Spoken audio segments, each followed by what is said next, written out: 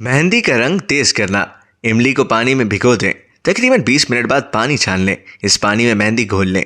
ये मेहंदी अपने हाथों पर लगाएं। तकरीबन 1.5 घंटे लगा रहने दें। मेहंदी का रंग बहुत तेज हो जाएगा। दीवारों और दरवाजों पर पेंसिलों के निशान। आमतौर पर छोटे बच्चे पेंसिलों और कलमों से दीवारों और दरवाजों पर तस्वीरें वगैरह बनाते रहते हैं। उन्हें साफ करने के लिए एक साफ कपड़े को पानी में भिगोकर निचोड़ लें।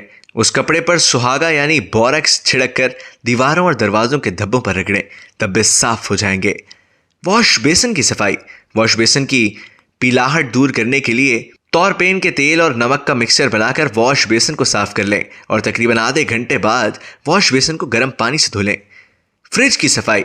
नीम गर्म पानी में नमक और मीठा सोडा बराबर मिकदार में मिलाकर सूती कपड़े से फ्रिज के खानों में दरवाजों की सफाई की जाए तो फ्रिज बिल्कुल नया मालूम होता है। कालीन की सफाई।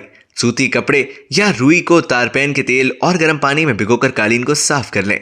एक ब्रश लेकर उससे रुई या कपड़े के रेशों को साफ कर दें तो कालीन एकदम साफ हो जाएगा। शीशे की बोतलें। नमक और सिरका मिलाकर इस आमेजे को अच्छी तरह शीशे की बोतलों में लगाएं। 2 घंटे बाद बोतलों को धो लें। इससे शीशे की बोतलें चमक जाएंगी। कशीदाकारी वाले कपड़े। इन कपड़ों के रंग अक्सर कच्चे होते हैं। सबसे पहले नमक के पानी में कपड़ा भिगोएं, फिर वॉशिंग पाउडर से धोकर खंगाल लें। जब कमीज फैलानी हो तो मोटा कपड़ा अंदर या तौलिया रखकर फैला दें।